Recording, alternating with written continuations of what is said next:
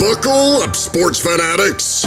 This is the Sports Chasers Podcast, your HQ for in-depth sports talk.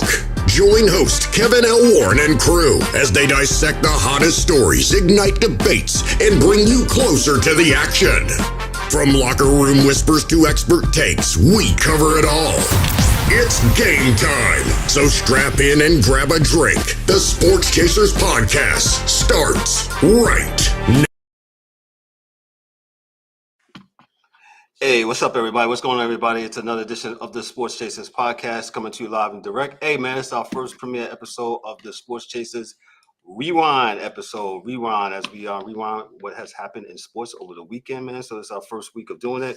Usually on Monday nights during the football season, we have the Monday Night Football Blitz, but this is Sports Chasers Rewind for the weekend, man. So let's get into it. But before we get into it, make sure you like, click, and subscribe to the channel. Make sure you also hit the bells for all the notifications. And all my people on the podcast side, listening to the sound of my voice, give us that 5-star review, man. Let's get into it. We're heavy on the NBA tonight. That's pretty much what we'll talk about. NBA basketball. We might get into some WNBA. See how it flows, man. But we're heavy on the NBA with the All-Star game, of course, and predictions for coming down the stretch here in the last part of the season. Let's meet the crew. We got my main man, Ryan, is here tonight. Ryan, what's up, brother? How are you tonight, sir? What's going on, Ryan? What's up, fellas? Ryan sometimes can't meet us on Monday, but he's here tonight, being that we're doing the NBA. I'm happy that he's here tonight, man, so he can give the NBA some protection tonight, man, because of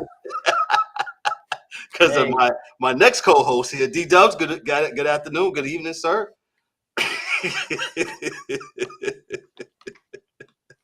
How you doing, sir? Man. Happy President's Day to everyone. I guess. We're back Monday night. Sports Chasers Podcast. And thank God for Ryan. Shout out to those in the comments. Thank you. Hey, Mom is watching, man. Shout out to Mom, man. Thank you, God, for those on Instagram. I want to say on Instagram, Facebook. What else we're on there? We're on a lot of stuff there. We got the angry one, man. I just popped up right there. What's going on, angry man? How are you tonight, sir? Hey, yo, what's going on? How y'all doing out there tonight? What up? What up, fellas? How y'all doing? It's really good. D-Dubs, what's up, man? Yo, what's up, fam? How you doing? Yeah, man. Chilling. Ryan, thank God you here tonight, boy. Woo. Oh yeah, it's all good. Like I don't know what y'all was expecting. I'm glad that you're here, sir. All right, brother. Just glad that you're here. Yeah. Hey, we got a guest on the panel. He's no friend. He's a friend to the show, man. He's no stranger to the show, I should say. Let's meet my main man, Mr. Jared Zeidman. Let me give him some round of applause. Hello, everybody. What's up, brother? He is the author of Nailing the Recruiting Process. Make sure you get it for all you youngsters out there want to do it the right way of trying to do it the basketball way. He'll get into it a little bit about that. He also used to formerly coach with the ladies basketball club in Canisius, assistant coach, I should say. Excuse me, man. But he's doing his thing. Jared, welcome to the show tonight. He's on the panel tonight. We're talking basketball tonight, NBA. Jared, how are you tonight, sir? How's it going? I'm doing good. I think this is one of the few environments where I could share how I really feel about the NBA, and I think people will agree with me because I'm mostly around college kids, right? And you know, when I tell a college kid I see a problem, you know, I'm not cool. It's, you know, the NBA is cool and I'm not cool. So I think this will be an environment where my ideas will be appreciated a little bit more. Oh, no. We respect everybody's opinion here, and Ryan will tell you, guys, we don't always agree. So, man, we're gonna have fun tonight with it, man. We'll just start off with the elephant in the room. We'll start off with the NBA. I'm gonna give it to Ryan. Ryan, your thoughts on the NBA All-Star Game weekend? Okay. Your notes. Go ahead, sir. All right. So we all know I'm a big advocate for the NBA. I love the NBA, WNBA. I don't like the format. The format was horrible. Okay. But they had no other choice because of the players. The players complaining, oh, I don't like the format. Well, then you should have played hard, or played hard within the last 5 minutes of the games, like your predecessors did, like the Birds, the Jordans, the Magics. You know what I'm saying? The Kobe's. What they did was they had a regular game. Yeah, they were throwing alley-oops. They kept the game close on purpose. You go score. But in the last 7 to 5 minutes, it became a serious game, and that's all we want. We're not telling people to go out, players to go out there and play like it's game 7 from start to finish. Give the kids who are voting and love the Showtime and the alley-oops and that for the first 3.5 quarters. Cool. But keep the game close, and then you go at it and you play it like a real game. And to give the older generation the competitive juices that we like, when we want to watch our games. But if you want to be honest, if we were looking for competition, right? We were looking for better competition, right? That's the whole beef, right? Yes. The format sucked, but it worked. There was better competition out there. They were playing harder than what we saw in the past. It was a horrible format. I don't think the rising stars should be at the All-Star game playing against playing with Hall of Famers and things of that nature. So that's kind of sucked. But what everybody's complaining about, that's what you got. You got a more competitive game and play. And maybe because the games were shorter, you had to go to 40 and it sucked. Look, the format sucked. But at least you got some form of competition that everybody wanted. So I don't want to hear the NBA players like Draymond Green complaining about how this sucks and this and that. It's your generation that screwed it up from the beginning that had to make all these changes. Period. And that's where I stand on it. You know what I mean? So I didn't like the format to begin with, and but like I said, it's the players' fault. It's the players' fault why we have this. So you can't blame the commissioner, of basketball, Adam Silver, when he's trying to make changes because you're not putting forth your effort, right? Right. So he has to make some type of change, or they're gonna say he's not doing his job. So there we go. I mean, he had to do that with the in-season tournament. You know what I mean? He had to do that with the playing game because teams were just tanking at the end with no regard. So that's where we have it. And again, I think it's a generational thing. I don't think it's a sports thing. It's rampant through all the major sports with these all-star games. It's rampant. So that's where I sit on it. But it was, I did not like it. It was still good to see the NBA All-Stars, going up down the court and playing, what I would like to have seen East versus West, like old school and the way we like it growing up. Look, I'm about to be 50 years old. So I like what we had in the past, but that's just not what it is anymore, man. And remember, the All-Star game is for kids, young kids. It's not for us. You know what I'm saying? When we loved the All-Star game, it was because that's when we were in our 20s and in our 30s. You know what I mean? So I'm pretty sure the kids in high school, like you said, Jared, with the college kids, they think the NBA is cool because it's all about social media and it's just their era, it's their generation, and that's all it is. There's nothing wrong with the game itself, and that's my stance. Jared, go ahead and jump in there, sir. What you got? I agree with almost everything that was said. I think what I'm really coming down on is, in general, I've kind of been like simmering on the NBA for the last 10 years as it has become more and more of an entertainment-driven league. And I feel like as that has happened, I have hated All-Star Weekend more and more because All-Star Weekend is the capital of the entertainment initiative. Like, even something as simple as the dunk contest. Like, the dunks used to not be like pre-rehearsed professional wrestling spectacles. They used to just dunk. Now, was Mac McClung jumping over a car dope? Yes, that was really cool. So, like, you have to kind of pick your poison. But I think where Ryan is right is the entertainment and spectacle was a lot cooler for me when I was in college with 12 of my buddies watching the dunk contest. And then the next night was watching, Jordan's last All-Star game versus Kobe. And Kobe's being told at the free throw line, yo, brick this shot so Jordan can get the win. And Kobe looks like he's going to choke somebody. Like there's, those moments are not there anymore. And I know, we're going to talk about comparing and contrasting. I do think the format has a lot to do with it. But to Ryan's point, the players have more to do with it. I do not know what format you could give the current crop of NBA players that, when you could look at your buddies and the handshake agreement is we're not going to compete, that's it. The coaches can't control that. Adam Silver can't control that. So that's my take. I know we're going to talk about solutions later. I have one that's a little out of the box, and I'll save it. But for now, a weekend that wasn't for me. And, the more gray that shows up in my beard, the more I find myself saying that to young people. Correct. Look at Ryan. Go ahead, D-Dubs. D-Dubs. All right, let me see. Look like an attorney there. I was going to say, he's got his whole notepad ready. Yeah. All right. Ryan, you said something that just triggered me. It's about the kids.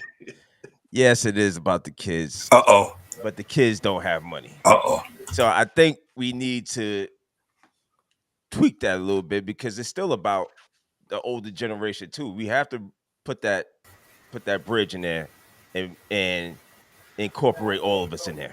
I get it, it's about the kids, but we're the ones that's paying the older folks, right? All right, cool. I'm just talking about the All-Star game. I'm not talking about the.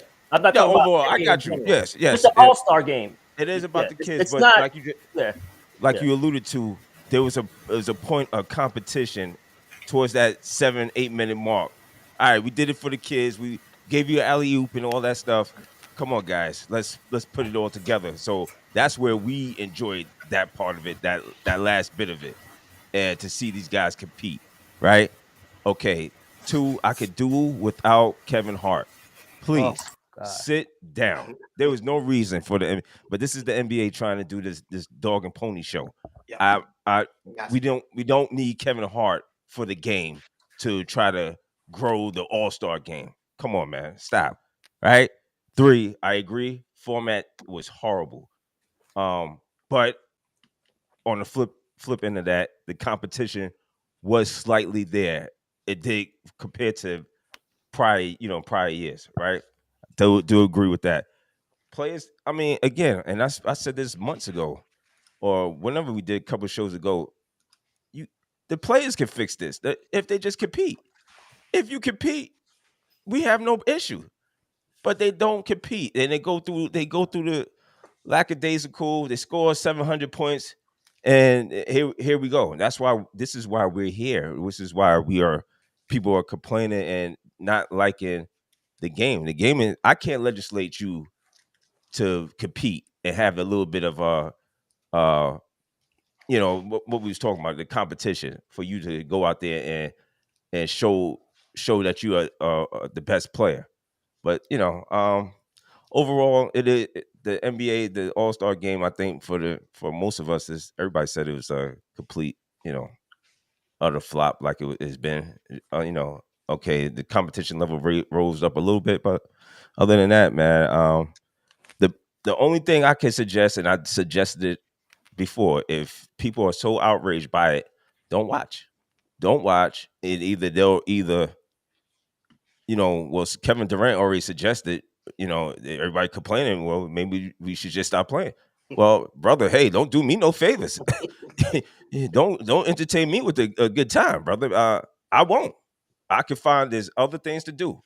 Believe me, we think we live in this thing that is just all and nothing with these sports games and everything. And I love sports, but don't get it confused that I will shut it off if you're not going to, we talking about entertainment. We talking about people go to work every day, work hard for their little bit of money that they get. The least you could do is have some type of self-respect for yourself to go out there and, you know, entertain the folks that's paying their hard-earned money. And that's all I got. Gotcha. We'll move on to the angry one. Eric, what you got for us? Me and you talked on the phone for a little bit. Yep.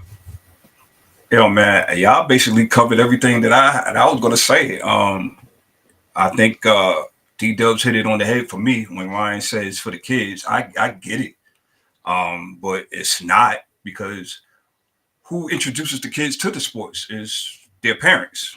I mean, it All-Star. We talk about All-Star Weekend, right? And this weekend showed that you can do for all parties involved. You just have to come up with a format. Everybody's not going to be coming out with this with the rose petals and everybody all happy and everything else, right? It's always going to be somebody that's going to be left out, right? However, at least with the two generations, it's shown that you can go ahead and maybe, the format sucked. However, you got your entertainment. Kevin Hart, I agree, please sit down. But you got your entertainment for the youngsters and whoever else is into it. And you also got a little bit of competition at the end that some of us are into. So all you got to do is come up with a format that will implement this every year going forward. How are you going to do that? I'm open to suggestions.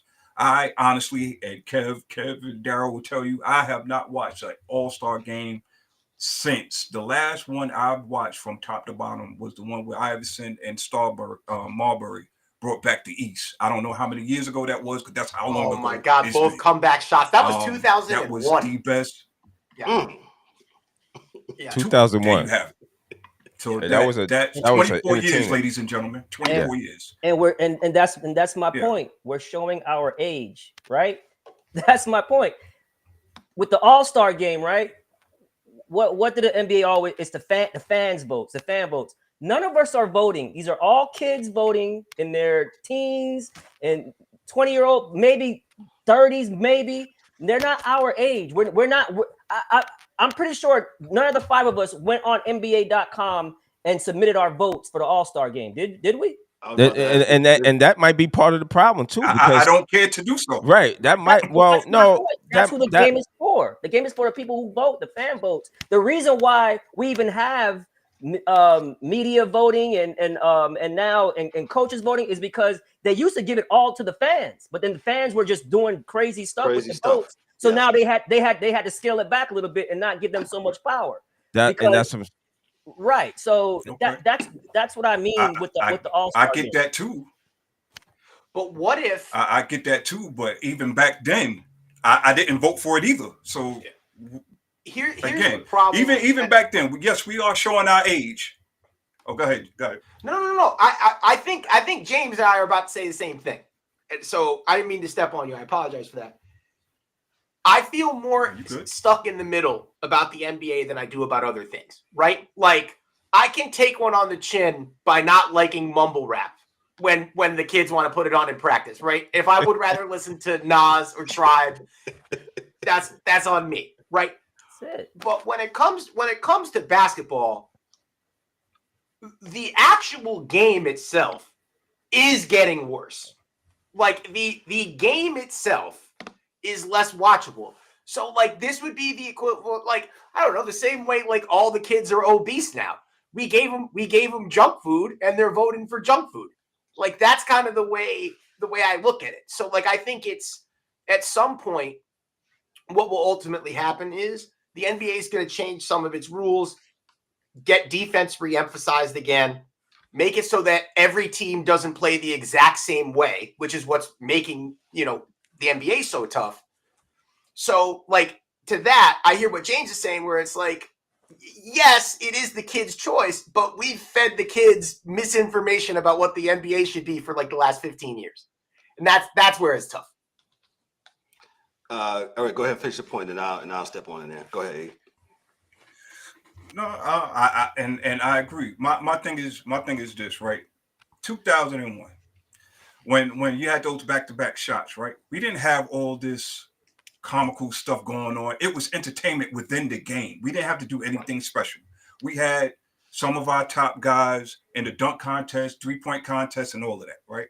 It was entertaining because we seen our heroes partake in such in the event itself. That was the entertaining, and that was also the competition. So I get it. Years later, they're trying to do more because they're trying to expand. They're trying to go all over the world with it. I get that. However, the competition should not have to suffer because of entertainment. That's all I'm saying. I think that we've all agreed on that anyway. Right. But that's basically where I sit at. But I think where like I said, I think that where the competition value comes in is just this generation of athlete. Yeah.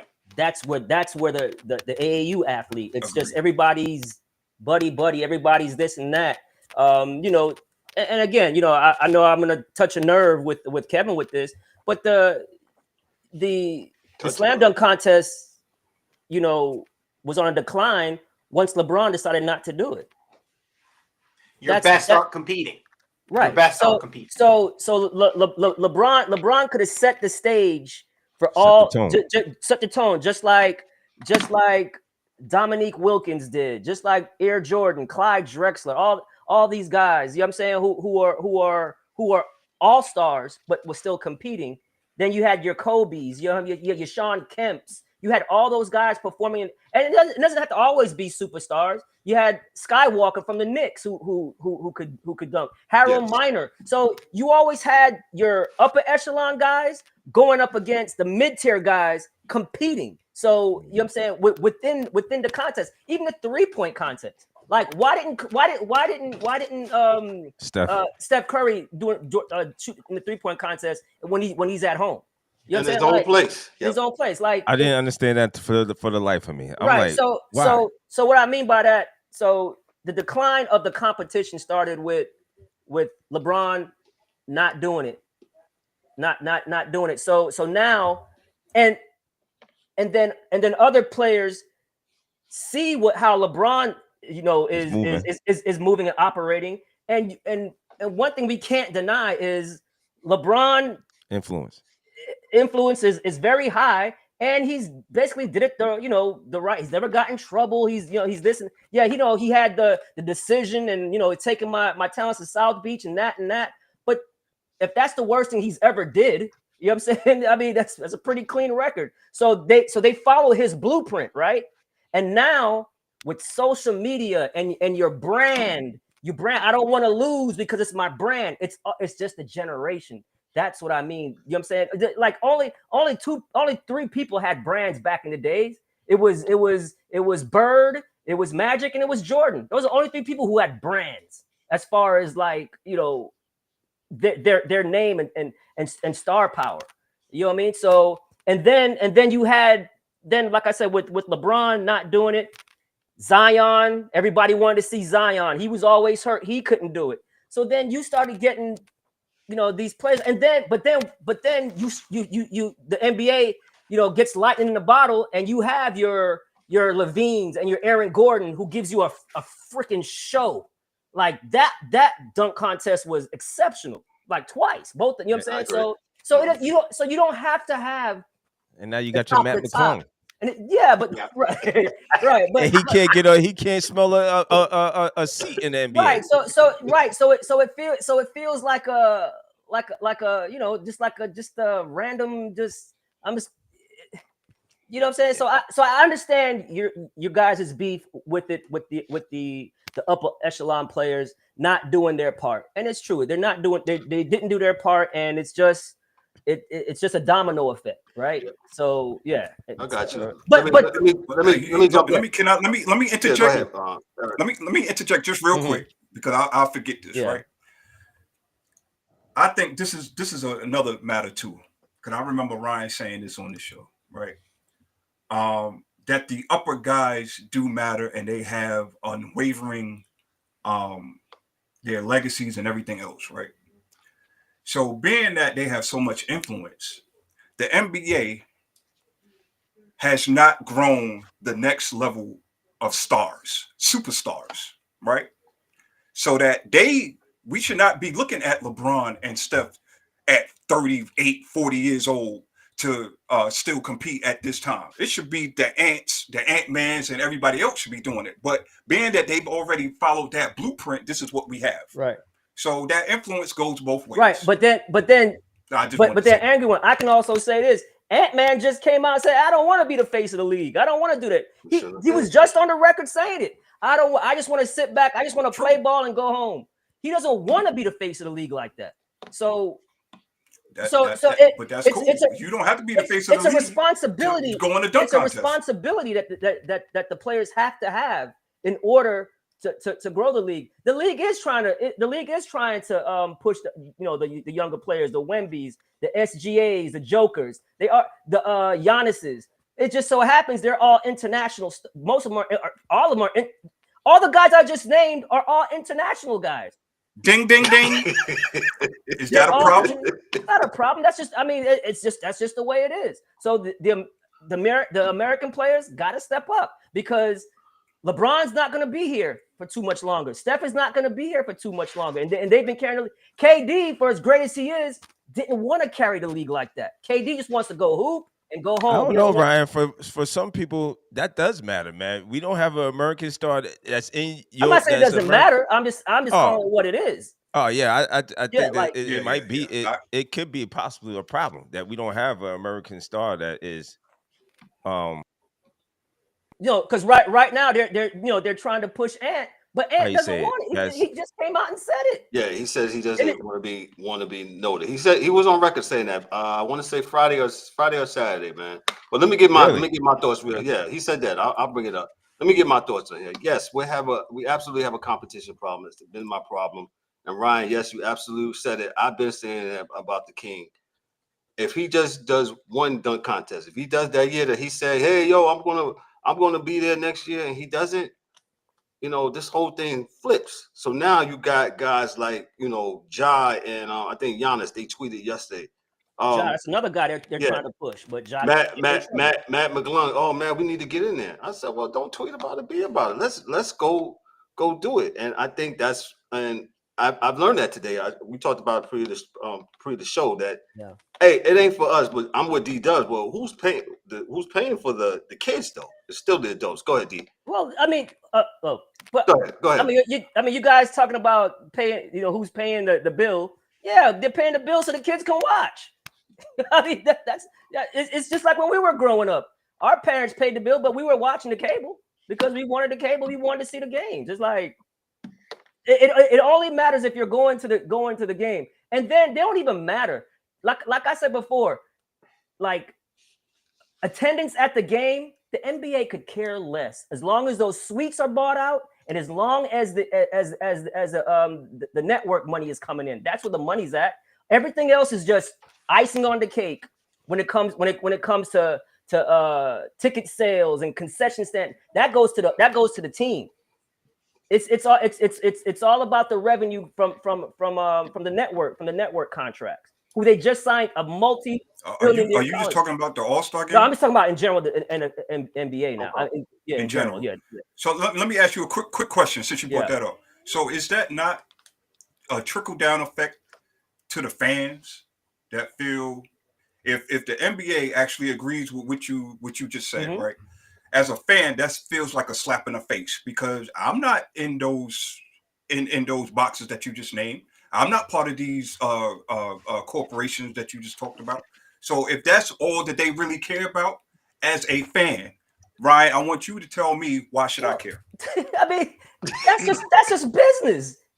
It's just business. But your average fan don't care about business. Okay, but you really think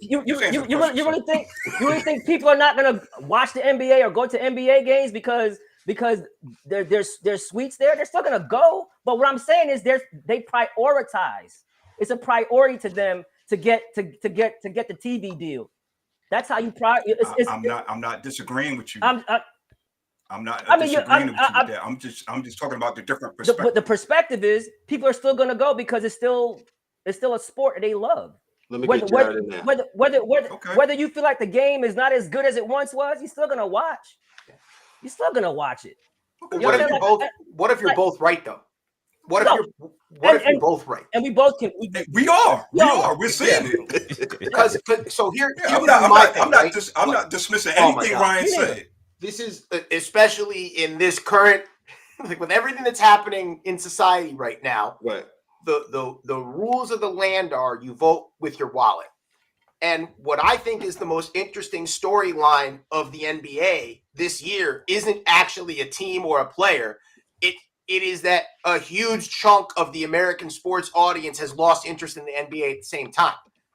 We are in potentially modern record low ratings this point the NBA tournament, and they're trying to come up with creative ideas to fix it. The all-star formatting, the in-season tournament, but it's backfiring because what happens is you watch a regular, sorry to say regular twice in a row, but you watch a regular season game and you're like, what the hell am I just watching? The Knicks beat the Hawks and they combined for 300 points.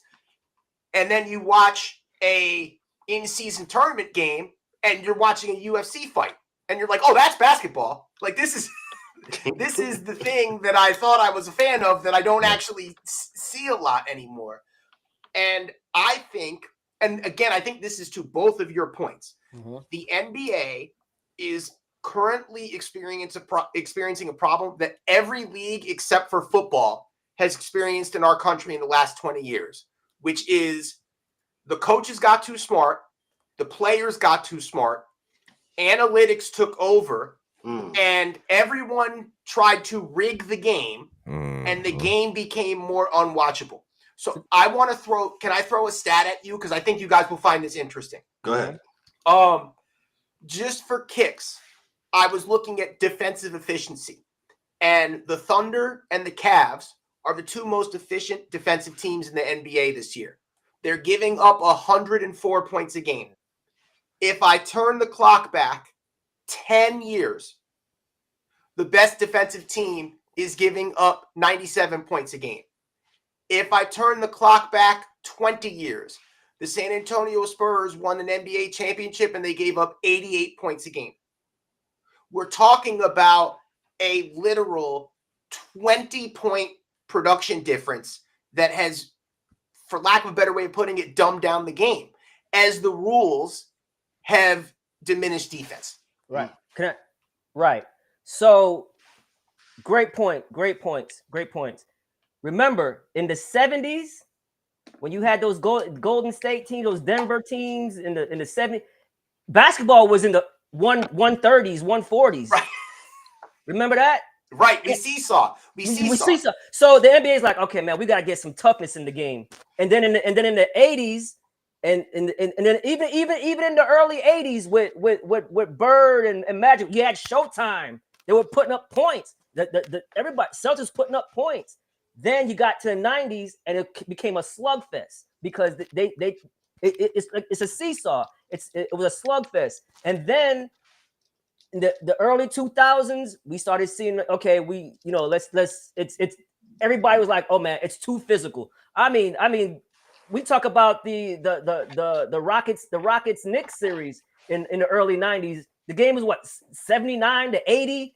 You know what I'm saying? But it was super competitive because teams didn't run away from you. You could hand check and do all these things. And then when the game became too physical and too low scoring, they were like saying, man, it's just getting too physical. It's like a fight. We have to get some movement. So they outlawed the hand checking. They outlawed not being able to stop the freedom of movement. So I mean, remember back in the days, if you try to cut through the middle, John Stockton would tear your ribs up. They would pull you. They would pull you out of the air. Right. Literally. And it would be no foul. Now everything is so wide open, right? And another point, with Draymond Green, I'm going off topic, but that's great. With Draymond Green talking about, basketball, like basically what you guys are saying, it's no strategy anymore. It's just who can shoot more threes. I'm like, dude, it was your team that started all of this. Because when Mark Jackson was there, he had David Lee in the post, right? Well, he had David Lee in the post, and Draymond didn't even play. It was David Lee in the post with the Splash Brothers, and they were playing through the post and that. And then when Steve Kerr came in, he started Draymond Green over David Lee, and he made the court spread open, and all they started doing was shooting threes. And to your point, Jared, the analytics came in, and that's when it's a copycat league. You see all these threes happening. Yes. That's when the analytics come in with Daryl Morey with the Houston Rockets. Like, hey, we're just gonna try to shoot threes and just try to beat everybody with threes because threes is better than twos. That's when it started happening. So for him to go on national TV and like he's a shot jock, you know what I'm saying, and just starts going on a tirade on the game, which I mean he's saying how bad the game is. Well, dude, you're one of the reasons why the game is bad. That's Go ahead, DJ. Yo, that's part of. I'm not gonna give Steph that much credit for messing up the game, because let me tell you, coaches and Jared will have to probably most likely agree with what I'm about to say. Coaches still have to coach. 100%. You don't have Absolutely. just because you got Steph Curry, and I made this point before. You got Steph Curry on Golden State. You don't have a Steph Curry over there with San Antonio. So why don't you play to your strengths as opposed to playing to try to be San Antonio? And goes back to Ryan's point, everybody trying to be the copycat lead instead of just going with what you have on your roster, because everybody can't shoot. As Steph's career started going up, you had to notice that this guy is something different. Everybody is not this guy. This guy's different.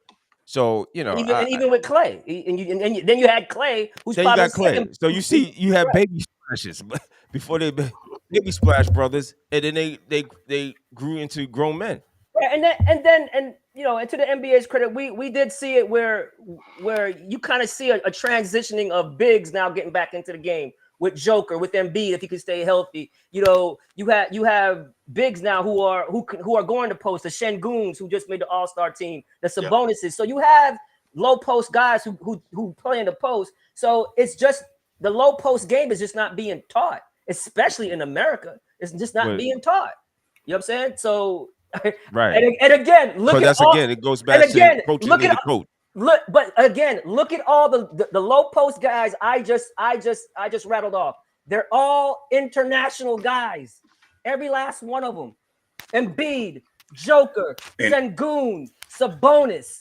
You know what I'm saying? So, and all of them can space the floor too. So it's not just about being in the post. There's one good thing about it's being able. One thing I will say that I do appreciate is that a lot of guys now seem to get the point. Well, and the girls too. I don't want to leave them out.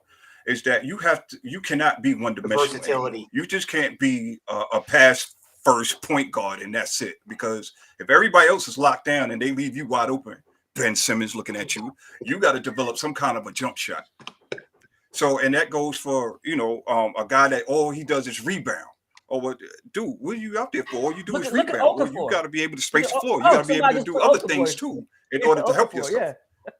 Okafor, exactly. Yeah. Shout out to the DA. Everybody thought Okafor was going to be a can't miss talent.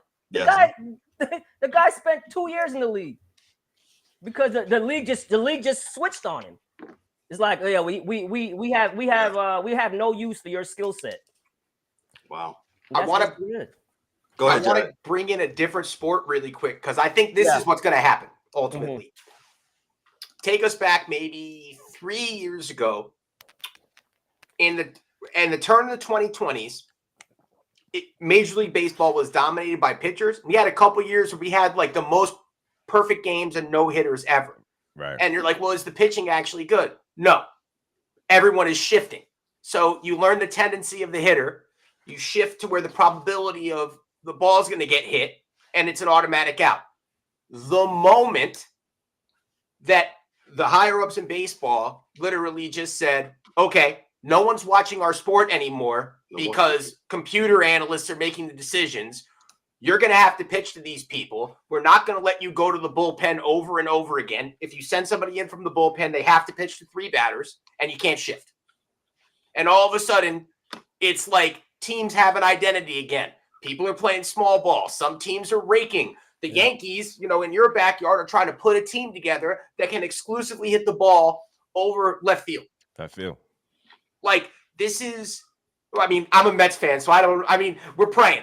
We got a billionaire in charge right now, and he's running stuff. It's great. He's whatever, Jared. But Ryan, I wonder if the solution becomes here's my dorky coach's clipboard. Do you literally eliminate illegal defense? Do you go, just kidding, we're going to allow deep help in the NBA again, so we can't just send a cutter down the middle of the floor for an easy lob every single time? Or are we going to stop calling those freedom of movement fouls that put James Harden at the line 20 times a game? Like, what's going to be the adjustment that's like, we're not going to do that anymore? I can tell you what the women have done, and it's really helped the women games. They adopted international rules. So from the moment you start college basketball on the women's side, you are playing with the same rules in college as you play in the NBA, as you would play internationally or in the Olympics. And I wonder if that's like the next step for the NBA to make the games more compelling again. Right. Making it more physical, making it more. But remember too, your point, everybody hated it's too many free throws. It's too much free throws. Remember that? Everybody hated that.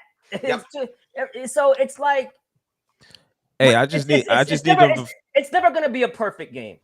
Yeah, I just need them to find the perfect sliders, though. I need something to be consistent, because right now we're all over the place. The sliders are all over the place. Yes, I agree. Yeah. I think we could have a good game that you could score 100 points sometimes. You could score 90 points, I just need competition. I just need people to compete, and I think it will work its way out. But when we don't have that, and I think I need coaches to get back to coaching. I need coaching to get back to being a coach, being in charge, and being creative. And being creative. 100%. You gotta be creative. I also need players to go back to being coachable as well, because that's a two-way street. That goes into that's Jared's lane right there. It's a lot of guaranteed money. That's another. I mean, some people say that's another problem. These guys, again, you can't tell them nothing because these guys are getting paid so much money, and you can't tell them nothing. So that goes back to the being coachable. How you being coachable? You can't coach them. And we see that. We see that in college. I'm sorry, Jared. We see that in the college game now. Yeah. Go ahead, Jared. What you said? I'm sorry. You said something that leads me to an important thought. We bring this back to the All-Star game for a minute. Talk about too many people have a bag, D. Remember, yeah. You know how many players appeared in the All-Star game? 34. That's a lot of All-Star. Yeah. Like, I'm supposed to be talking to you guys about who got snubbed. 34 All-Stars. So like, are you counting the rising star guys? I am, and I shouldn't be. Okay, yeah. But even so, we're talking about like entitlement, and everybody's got too much of a bag, and that's contagious. So it's always funny for me to watch old people complain, well, you're giving young people too many trophies, and then watching the highest amount of All-Stars ever appear All-Star weekend. Right. Fun fact here, the NHL and MLB have 32 positions on their All-Star as of now. Let me jump in here real quick. Jared, you brought in a great point about baseball. Yes, baseball was absolutely dying, and I'm glad they shifted some, because like you said, the geeks and the analytics, they was getting in the middle of it. And like you said, the shift is on, and you have a right-handed pull hitter. He's absolutely the second baseman is playing in right field, and the right field is playing near the wall. So yeah, he's gonna pull and get right. And I never understood I guess maybe because whatever. If it was me, if I'm a left-handed pitcher and I would be bunting all the time with third base. But nobody never did that for whatever strange, crazy reason. So MLB fixed that. Dan is on it in the comments. Dan, remember, I'll go to hockey with the New Jersey Trap when the New Jersey Devils. Yep. For the longest, they hated them. They won those 2 cups. I love them. They hated him, man. Scotty Stevens would kill you if you tried to pass him there. Yeah. Right. So the NHL called onto the Devils doing the neutral zone trap, which made games kind of unwatchable. There was no scoring. Dan can probably allude to it more. But they got rid of that and they got some free flowing and they got some goal scoring. So Ryan, I absolutely believe you're right. History does what it has its ebbs and it has its flows. Right, exactly. And sometimes we make these absolutes of saying, oh my God, this is the worst we ever seen. This is the most points we ever scored. And you're right, those Denver Nuggets teams in the 80s. We've seen it. Yeah. Jared said it right. It's seesaws, man. It goes back and forth. Like his point with baseball. Listen, man, baseball knew everybody was juicing, but they needed the long ball. They needed McGuire and Sosa to bring everybody back to the game. Ryan. Yeah, say it again. Bring everybody back to the game, and then when you got the greatest player ever, Barry Bonds, sitting over there. Why are these guys hitting all these homers? I'm way better than them. Oh, they're doing that. Well, let me get on it. And then he became a Super Saiyan. That's all it is. And then baseball turns a blind eye to it because they had to get people back in the seats. Yeah. So it's. All the sports do it, man. All the sports. Look at football, man. I mean, defenders can't even hit no more. Everything is to protect the offense. It's because they wanted more points. Yep. They didn't want the Baltimore Ravens defense and Ray Lewis taking somebody's head off every 2 minutes. They had the concussion stuff, so they had to protect the shield. So. All the sports goes through ebbs flows, man. It always comes back full circle. Can I ask you this though? Yeah. This seems like a good place to maybe table it and like, are we at the bottom of the seesaw now though, Ryan? Like, would you say we're not in a good spot right now? I would say that. I would say that. I'm not gonna be a hypocrite and say that. Oh, the game is where we need it to be. No, there's got to be some changes. And the changes got to start with the players more than the rules to me.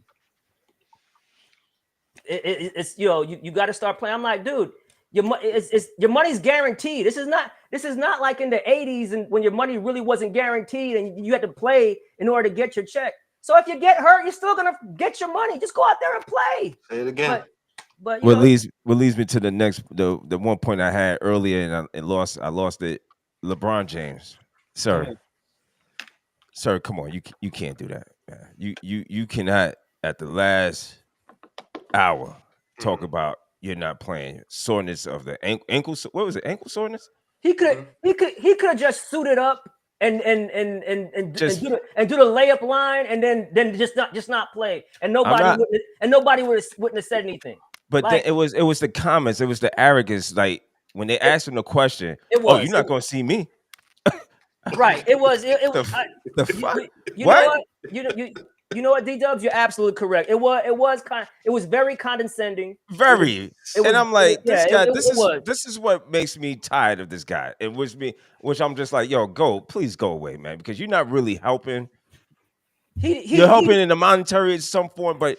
He knew from 5 days. He knew from 5 days ago he wasn't going to play. Absolutely, right. You're aggravating me as a grown man, as watching, and when I be talking about and Jared accountability, when you try to tell these kids to have, be accountable, hold yourself to a highest, and this guy comes in and does that, like he might as well had a silk robe on and came in with champagne and spilling it. You ain't gonna see me, guys. Right, and Powell could have took his spot. Sabonis could have took his spot. That's all I'm saying, man. Just like Giannis did. Giannis knew that. Giannis knew, like, dude, I'm not gonna play. So Giannis was like, told them straight up, hey, I'm not gonna play. And then Trey came in. So yeah. So that was weak. That was very weak, man. I'm happy you mentioned Trey. I got a lot to say about Trey later. So that's good foreshadowing. This is good. Yes. The DA said, "Go back to your broke life." Basically, Notre Dame ladies they beat on Duke 64-49. That's the final there. Yeah, they're number one right now. Yeah. So shout out to Notre Dame. Shout out to the ladies. The ladies have been awesome. Unbelievable job that Niele Ivey has done. Unbelievable. Yes. And that was not, really aside from Arike Ogunbowale, the legacy of Notre Dame was not that they brought in the top recruits and Niele Ivey now has, 2 for sure future number 1 WNBA draft picks on her team. Olivia Miles, Olivia Miles, Hidalgo. Yeah, Hannah Hidalgo is tough. They had Diggins Smith. I mean, Skylar Diggins, Enrique. I mean, just guard player. I mean, I think also too Mabry. Mabry was all the Mabry sisters. And that's your other news. Other like women's basketball news today is right before we hit the air. Mabry demanded a trade from the CT Sun in the WNBA. Yeah, really? Yeah. They are, which makes sense. They traded almost all of their key players. The whole starting 5 is gone. Yeah. What's going on in Connecticut? What's going on down there? So their coach, new GM, is the first thing. Their coach, Stephanie White, left to coach the Fever and Caitlin Clark. And I guess they just decided, hey, we're going to blow it up. And blow it up. Jared, the WNBA has an interesting model of blowing it up right now. Sorry, I didn't mean to step on you, Ryan. Oh, no, you good, brother. Yeah, like good point, Jared, because they knew from 2 years ago, right, that at this point in this offseason, they knew that was going to be their last run. That's why they brought Mabry in to make one last run, because they've been knocking on the door, but they knew that everybody was going to be up at the same time, all their contracts. So, and then when you see, all these other super teams are forming, they weren't going to win. Their best shot was last year when Alyssa Thomas was just getting triple doubles like it was nobody's business. They came closer to beating the Liberty than anybody. Exactly. So definitely, Good points on that, Jared. Great points. Let me ask you this, Jared. So how do we fix it real quick, and then we'll move on to the other stuff. How do we fix it? I'm happy you asked me that while we talked about the WNBA, because my favorite All-Star game of the last 20 years happened this past summer before the Olympics, and the WNBA All-Star game was Team USA versus the remaining WNBA All-Stars. And do you know there's one thing that every competitive person has in common? Special shout out to LeBron James, just since we brought him up. They're all petty, right? So what do you really do? Hell yeah. And I was the only, on every staff I worked on, including the D1 one, I was the only guy on staff. And I learned that the hard way, Ryan. Mm-hmm. You pick your spots. Mm-hmm. Very cliquish. Yeah. So what did you have? You had Team USA, who only got to play 2 exhibition games and was using this as a legit game. Yes. Right. Versus the pettiest women in that situation who were left off that team and wanted to kill them. Yes, and they won, and they beat them. And they won the game, and like drawing up plays, running. I actually tweeted about it the moment it happened. The opening play of that game was a double stagger action drawn up. They were like executing stuff, pressing. So my head immediately turned with my women's colleagues because I was like, how do we get this? Yeah. How do we get this every year? So we had this like reality show idea, which was the All-Star Game MVP automatically makes the Olympic team. If you are the MVP of the All-Star Game in that format, you are automatically on the Olympic team. But is it? But does everyone have to be American? Is probably the next question. Right? No, not only that. But it's only every 4 years though, right? So is there a way to keep it like? Do you kind of keep that Olympic team together and have them reappear? Do you do a U.S. versus the world kind of thing, like a World Stars versus a Team USA tryout? Like, is there some way that you can intertwine Olympic tryouts or FIBA tryouts with the All-Star game? That is my proposed solution. That's a good point, and that's a good. As I'm thinking about it, that actually sounds good, and you get them to compete because most of them want that Olympic spot. Yeah, 9 times most of them want to be on the Olympics. So to get them to, if that's going to be a form of competition and get them the juices flowing, dangle the carrot in front of them. Yeah. But because Jared, we can't give no more money, dog. Right, I mean, we got no more. You got all of it. I think the selection for the women national team is different from the men's national team, where you have a pool of guys and they just kind of pick. Whereas in they actually do they do several tryouts. Yeah, I think the women's side will probably change in the coming years, actually, to look more like the men's. Got it. The men's, if you visualize American Idol, it looks kind of like a pool of 100, a pool of 50, a pool of 25 or 26, and then you get your final roster kind of thing. So I do tend to agree with that, but I'm just saying what tends to drive, I hate saying it this way, but like the thing that actually tends to drive competition is animosity. Oh, of course. I mean, no, that's so like, what is, sound like we need some fights. How do we create in the NBA what seems like an unattainable situation? How do we make people in the NBA actually hate each other again? Right. It's always been that way. Even it's got to be a love and hate situation. You know what I'm saying? In the sports frame of mind, right? Yes. So, like I said, even with other sports, a lot of people love Floyd Mayweather. They're gonna either watch him because they want to see him win or they want to see him lose. Yes. Same thing with the UConn women all these years, the New England Patriots. So Dynasty. it's got to be a love hate thing type of. That's a good point, but. Oh yeah, we need a Kermit Washington and Rudy Tomjanovich. That's what we need. Oh no, Yeah. No, he almost killed Rudy T, man. God bless Rudy T, man. Rudy T, never underestimate the heart of champion, baby. H-Town. He tough. We good. I mean, how would you go ahead? How would you do that when these guys are buddy all the way back from AAU, and they know when they get to the NBA they're going to get a bag? So it's going to be. I'm not poo-pooing on it. I would love to see it, but I would love to see how that is going to be able to be pulled off, because it's got to be some type of rivalry. There's too much money involved. It's got to be a rivalry, like with Caitlyn and Angel. How would you have Yes. How would you have a rivalry between American NBA players if most of them are huddled up on the team together? Well, then you make it. So then in the NBA, you make it a rivalry between the international and the U.S. players. Well, let me step in. I think we're getting to that. Yeah. Go ahead, Kevin. No, I was suggesting. DA says it wouldn't work. He says because the American NBA, the USA team wouldn't want to compete. I said I disagree. He's not on here. He'd probably be in the comments right now, but I think that could work. The NHL, they just did something similar to it this weekend, man. Right? They had the Four Nations tournament, and they killed each other. Pretty dope. Yeah, that was dope.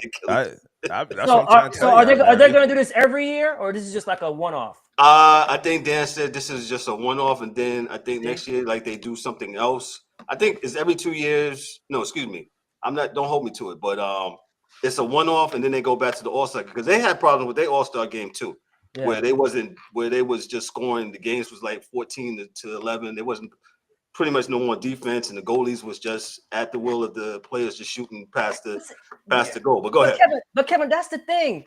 These players just don't understand. Look, yes, in the first 3 quarters, do all the scoring you want, but just keep it close. And then with the last couple of minutes, then you go at it. That's it.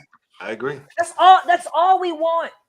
This is where you guys are so right, though. Like, I don't think no one so far has said anything I even remotely disagree with about anything. Yeah. Because this is where the money matters so much.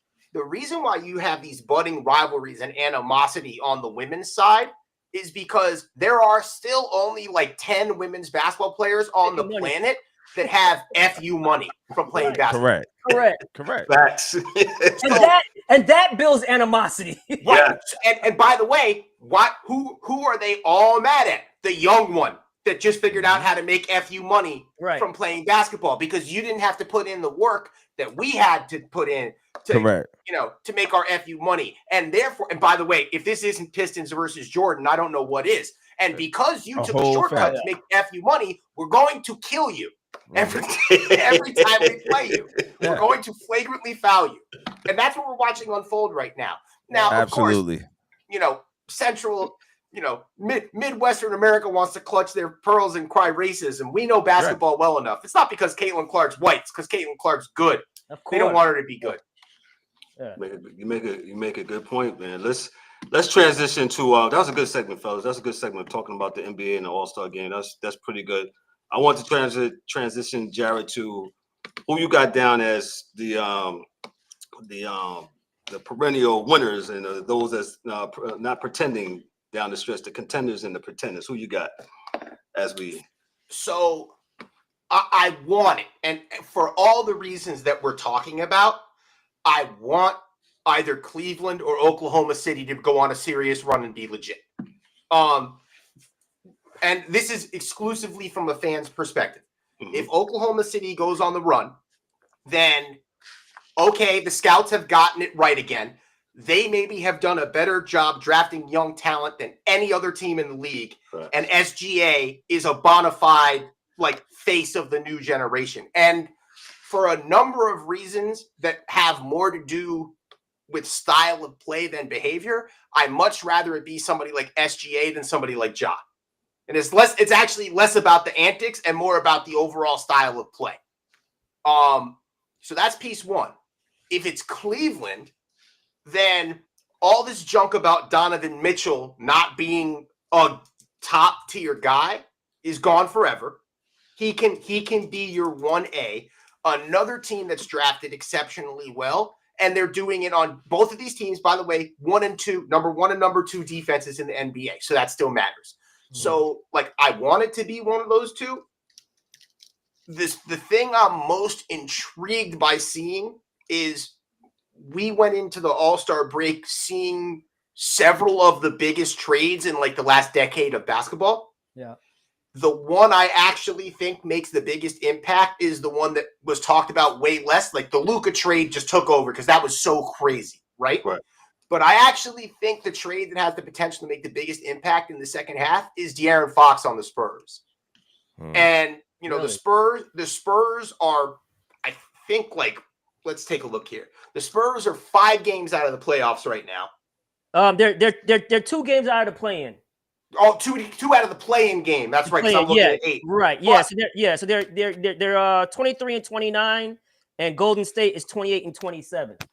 And 2 of the teams ahead of them are teams that just gave up a lot in trades, including the Sacramento Kings, who sent Fox to the Spurs, and the Mavericks, who traded for AD and lost him in the same 72-hour window. Not only that, all their bigs are hurt. All 4 of their bigs are hurt. All 4. Gafford's hurt. Lively's hurt. Almost for a whole month. They might not even make the playoffs as we stand. So, we're looking right there. Go ahead. No, that's my take. I appreciate you guys for listening. Yeah. Ryan, what you got there? So in the West, I think it's 3 teams in the West, and it's nobody else. It's Cleveland, Boston, and the Knicks. Because the Knicks get a lot of bad press now because their defense is not where it is. Tibbs is playing too many guys, too many minutes. But if they can get back Mitchell Robinson and solidify the bench and bring him back slowly, where Cat can play some 4, I think that's going to bode well for them. They have a shot, but I think it's Cleveland, Boston, and New York in the West, and that's the 1, 2, and 3 seed. Milwaukee getting making the trading Middleton and bringing in Kuzma.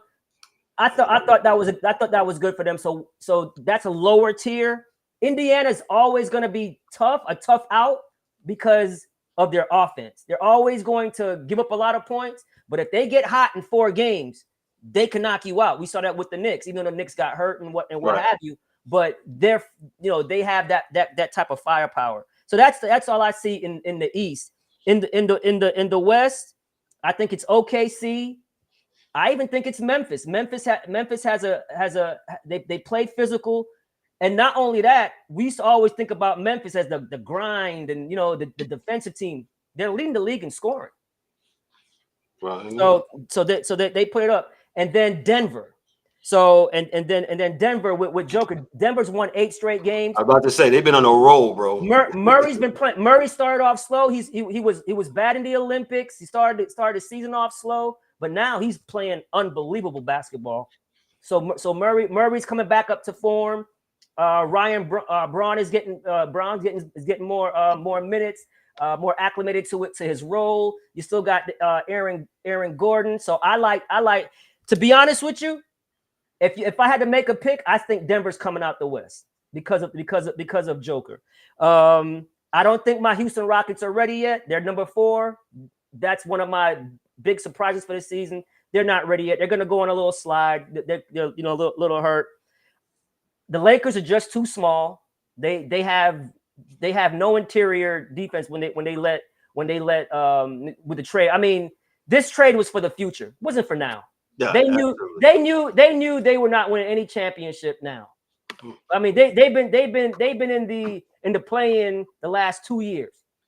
I was about to be funny. I said, well, what does that mean for Dallas? Was that trade for the future? Yeah. So, but no, Dallas, that trade was for now. But then everybody got hurt. Yeah. All their big men got hurt. So, Crazy. and then we had the shock jock come on. The shock jock Draymond Green came on. Did you hear him? Being ridiculous. What did he say? Just absolutely ridiculous. Oh, I think we're gonna win the championship now that they got Jimmy Butler. Okay, Come on, I think we're gonna win it. I think we're gonna. And he's like, no, I don't think I was wrong. I don't think we're gonna win the championship. We're winning the championship. I'm like, dude, relax. Sir, you're 28 and 27, fam. Yeah. What are we talking about?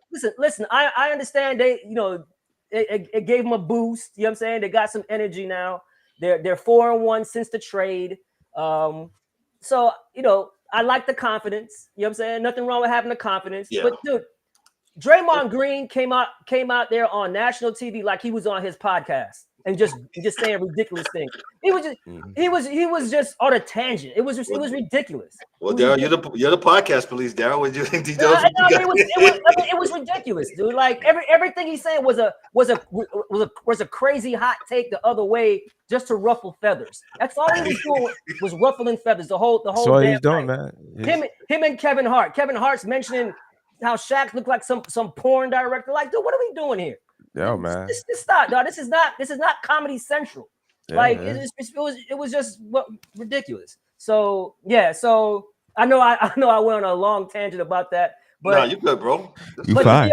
But to be honest with you, man, I only think there's, with Minnesota losing Cat and the Randall situation and the DiVincenzo situation not really working, man, I just don't see them being as contenders anymore. So I really think there's 6 contenders, the top 3 teams in each conference, and that's it. To be honest with you. Gotcha. E, what you got for us? I'm gonna agree with what Ryan said. I just think it's Boston and Cleveland. Y'all already know how I feel about the Knicks on paper. Mm-hmm. Yes, I think the Knicks on paper would beat everybody in the East. But we're not talking about paper here, gentlemen. The Knicks still have an issue named Tom Thibodeau coaching in the playoffs. And until I see changes in his coaching in the playoffs, where's my police siren? I'm not. Yeah, I'm sorry. Out west is where, and I will say Milwaukee is an honorable mention because of Giannis. Yes. It's hard to guard that dude, man. I don't. When he gets rolling, it's like him and LeBron. It's nothing like him. So out west, I agree with Ryan with the top 3. I will say, and y'all can kill me if you want to. That's fine. No. I've been killed on here before. Yeah. The sleeper to me, and it's a big if because sleepers are the if, right? Mm-hmm. The Los Angeles Clippers. I'm sorry. If these guys can stay healthy, you have a motivated James Harden.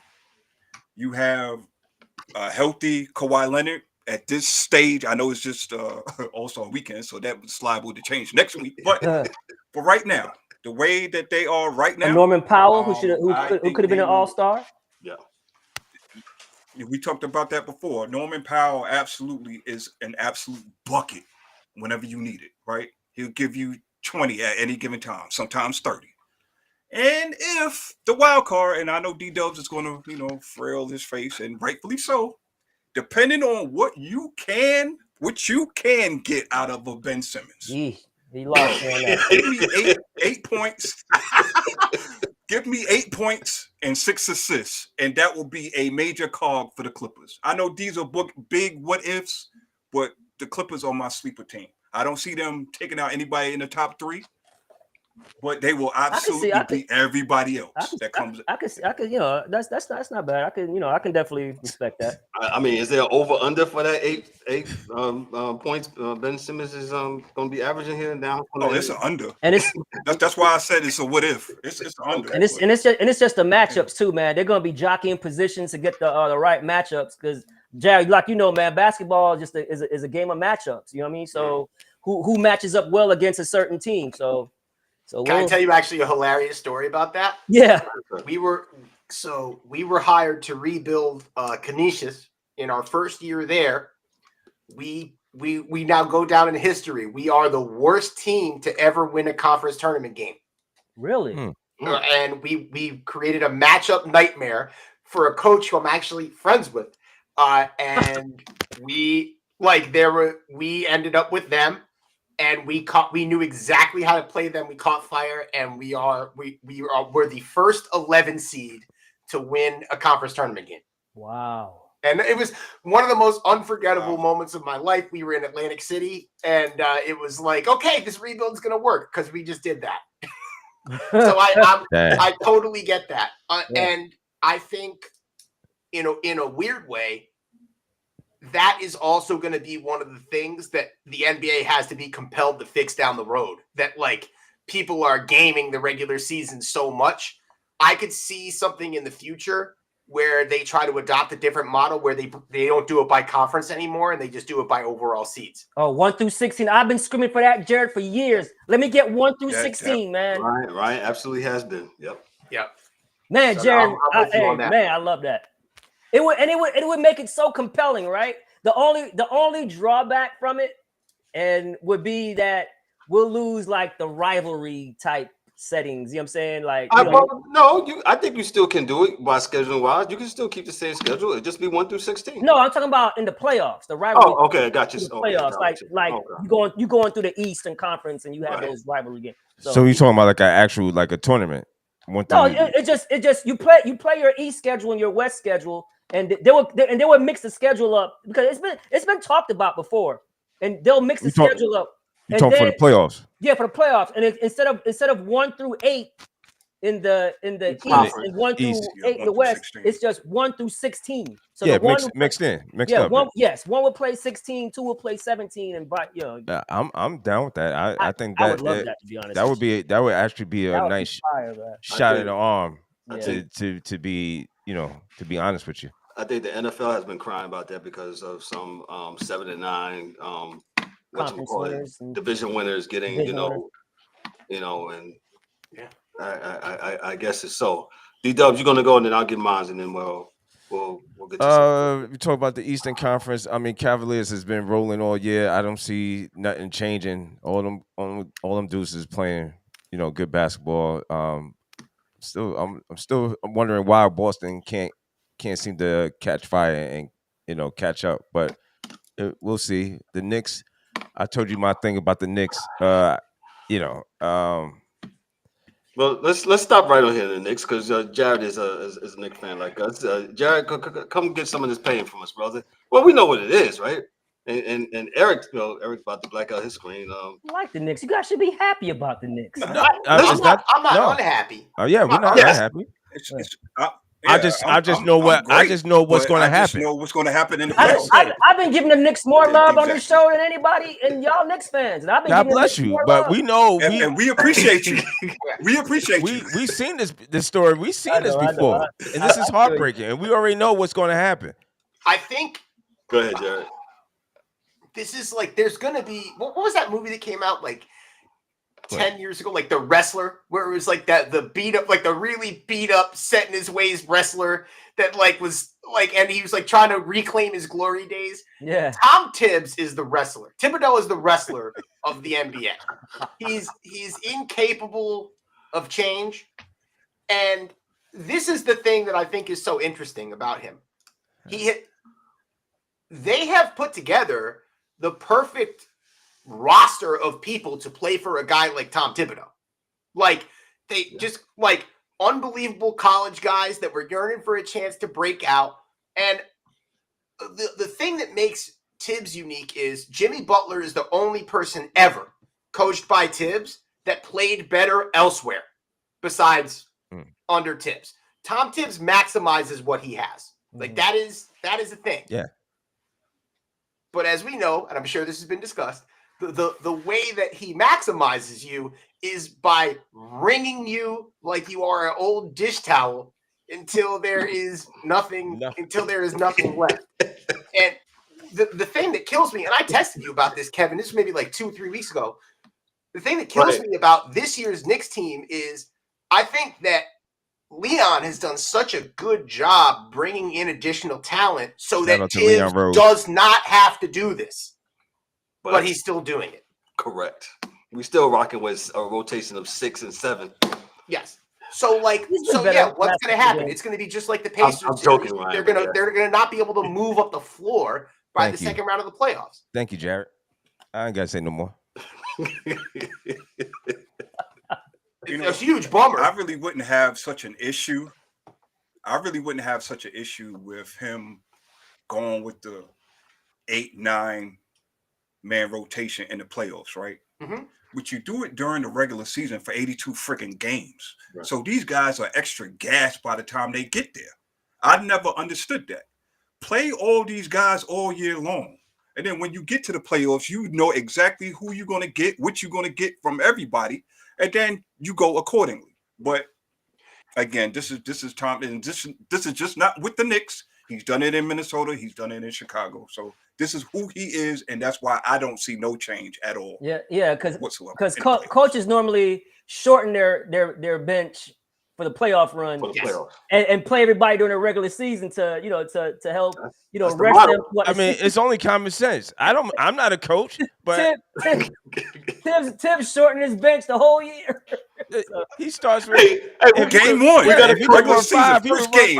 It's 8-man rotation. We got a coach right here. Coach, go ahead, coach. I would struggle so hard to stay motivated if I was a bench player on the Knicks, and I mean that sincerely. Like, not and in general, I think that we don't usually talk about the psyche of professional athletes because they're professional athletes, right? Mm-hmm. You're getting paid a tremendous amount of money to be a professional athlete, right? Mm-hmm. But that doesn't mean they don't have brains and emotions, right? Exactly. So let's use the two that really stand out to me are Hook Porty and oh my God, I'm drawing a blank on the little dude, Tyler Kolek. There you go. Kolek, the point guard. The rookie. Yeah. They stand out for me because literally every time they've been put in the game, they do everything correctly. Yeah. So I have yet to see any evidence as to why they should not be playing more. Not getting no playing time. Kolek, they're just like, go to the G League. And every time he goes to the G League, he kills everyone. He busting ass. And when he goes down to the G League, comes back. And then they bring him back. Like, so if I'm him, I would absolutely mentally be like, what am I not doing? Yeah. What am I doing wrong to not be able to give Jalen Brunson 5 minutes of rest? At least 5 minutes. What am I not doing? You already have and the Hook Porty one's even crazier. Hook Porty is like the quintessential Tom Thibodeau bit. Why that man don't get playing time while Mitch is out, I have no idea. Right. So now it's going to be round 2 of the postseason. Karl Anthony Towns' kneecaps are going to be reduced to pencil shavings because he doesn't have a backup. And here's Hook Porty, Hook Porty sitting on the bench. And again, and here, this is where I'd be mad if I was Leon, right? Because Isaiah Hartenstein was such a value add for this team last year, Y'all could have right? kept him, man. And you get rid of him because you are so confident that Precious and Porter are going to be fine for you, and then they don't play. Jared, I got a question for you. Oh, boy. Okay. I mean, me and the DA, we go back and forth. We talk about the Knicks, and we say, but what is it about a coach that you so stubborn? Who talks to him? So you know, okay, you're a head coach. I know you got a row of assistant coaches and trainers and da-da-da-da. You got Leon Rose. Leon Rose, a GM. Who gets in your ear, who sees something, who sees on the outside? Because you in it. I understand you're the coach and you in it. And you so deep in it and you so, focused. Who do you listen to, man? Like to say, hey, dog, you got to extend your bench. You got to go to other players here. You got other stuff on the bench. Why not use it? This is I'm really happy you asked this. Good question. Can I like how am I allowed to like really pull the curtain back? Yeah, please do. I need to. We want to know who the wizard is. Yeah. This is the Sports Chasers podcast, baby. This is what we do. So I was acting as the head coach for a D3 program before I became the first assistant of a D1 program. Okay. And I much like the relationship that Tibbs has with the elder Brunson, where they've known each other forever. Right. I was extremely close with the head coach that hired me. I'm like, insanely long story off the record, but like, hopefully when I'm cleared to coach again, I'll be right back with this coach. Right. Like, and this is, and that will be me. But the flip is when you take a first assistant position or you're in that row, it's head coach and then like one space usually for the first player that comes off the bench and then right. two more assistant coaches. If you're one of those three people, the handshake agreement that you're making is I don't make decisions anymore. I make suggestions. Got it. My job is not to make decisions. My job is to make suggestions. And when I get frustrated enough, if that bothers me enough, and again, I'm not talking about anything like Skip Bayless would have a field day with me right now. I'm talking to you about the actual profession of coaching. Right. I can say anything I want to my boss away from the kids. We talk post game for an hour, win or lose. We go in our office, we eat our post game meal away from the team, we talk. The only thing that removes the head coach is media. But the difference is, and I think this is where Tom Thibodeau is so interesting, right? Tom Thibodeau reminds me a lot of Andy Reid when he was on the Eagles, where like there were certain things about him that you knew you were never going to change. Mm-hmm. But was it good enough for you that they're always one of the best teams in the NFC? Like, is that good enough for you? Or do you need that ring? And Tom Thibodeau's thing is, he is as stubborn as it gets from a coaching perspective, but he's extremely good and loyal to his people, and he develops talent. And the amount of people, like you can look all over the league for players that played for Tibbs, and they will say to you, Tom Thibodeau taught me how to play professional basketball. Like he was the guy that taught me how to do it. So I think and like, this is the thing. I'm so nervous about Tibbs coaching the Knicks. But the other side of this coin is the Knicks were a joke. Yeah.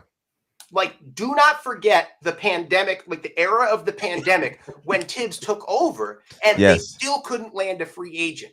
Like, do you remember even like going all the way back to 2010, the Knicks spent 2 years tanking. I remember where I was when the Knicks started the season so good and then traded Zebo and Jamal Crawford on the same day. Yeah. In November. Like, they were a joke forever. Was that Isaiah still? Yes. Yeah. So how important is it? Like, and I think this is my flip. Especially with the way things in the world are going now, like my running joke has been like, I don't know if the Knicks are going to win a championship before the apocalypse. And I got to be real with you right now. The apocalypse is winning, guys. the apocalypse is in the lead. Yo, So, that's no lie. Yeah. So I want to ask this to you guys because that's the coach's perspective. There are plenty of guys that have worked under Tibbs, similarly that worked under Van Gundy, that went on to do it different than Tibbs as head coaches and maybe even won a ring. What's more important? The Knicks getting one ring and then maybe they're broken again for 20 years, or 8 to 9 years of sustained, they're a top 14 in the Eastern Conference. I'll answer that question first. Ring. I want a ring. Yes. Yeah, okay. Yeah, All my professional teams. I've been to the Canyon Heroes for the Yankees, the Giants, and the Rangers. Never for the Knicks. Never for the Knicks. So There you go. I need to do that. And I can't. Hold on. Right, I can't go. I can't go much longer without with this Knicks team. We struggled, and for all my people that back in the days in the 90s, the 80s, late 80s, 90s, the 90 Knicks, when I was definitely really a fan, living and dying, and I couldn't. They put you to the edge so many times. Charles Smith, Reggie Miller. Them shots. I thought y'all was gonna win the 1999 lockout season against the Spurs. The Spurs, but you Where you at, Chris Dudley? Where you at, Chris Dudley? I thought y'all had I thought y'all had that one, man. Yeah, but we didn't have a big man, and we got exposed because David Robinson. They had their version of the Twin Towers with Tim Duncan and those guys. So we couldn't that. So Knicks fans are like, we'll take the ring. We're not trying to do this. We'll take be it. the third seed. Be the third seed, and no. The ring lives forever, man. Yeah, we got to get that ring. I will say this about Tibbs though, especially in our lifetime. Yeah, I will say this about Tibbs though. His players love him though, man. Yes. Yep. Right. Absolutely. Love him, bro. Yeah. Love him. So, and that's Tibbs. Yeah, I'm sorry. I didn't mean to step on you. You I good, just want brother. to say real quick. Go ahead. Tibbs kind of reminds me of the Pittsburgh Steelers problem. You got the guy that is so good. It's so good, and his players love him so much that they will go out. There's no doubt in my mind that these players on the Knicks will go out and do whatever it is, not only for themselves and not only for New York, but for Tibbs, right? The only thing to me that is missing, just give me a few wrinkles in the playoffs, please. And there is no doubt in my mind the Knicks will win a ring. They should have won a ring 2 years ago. There's no doubt and this talent that is around him, there is no reason why the Knicks should not win this year. But it is only because of Tibbs and his hard-headed coaching. Yes, Dan, really. I feel that way. I agree with you. I feel that way. The Steelers have the same problem. It's because the guy is so good. He's good. He's not great because he hasn't won one. But because the players love him, the city loves him, and all this other stuff, is because why he's still in place. And they're not going to get rid of Tibbs. There's an archetype too. Like Tibbs is on a very far extreme of coaching styles, like old school, regimented X's and O's technician coach. Practice. Yeah, he's not on synergy looking at new offensive concepts. That's not what Tibbs does. And I think that, like, to me, I think a very real thing. I think there's a chance the Knicks see a finals with Tibbs. I don't think the Knicks get a ring with Tibbs.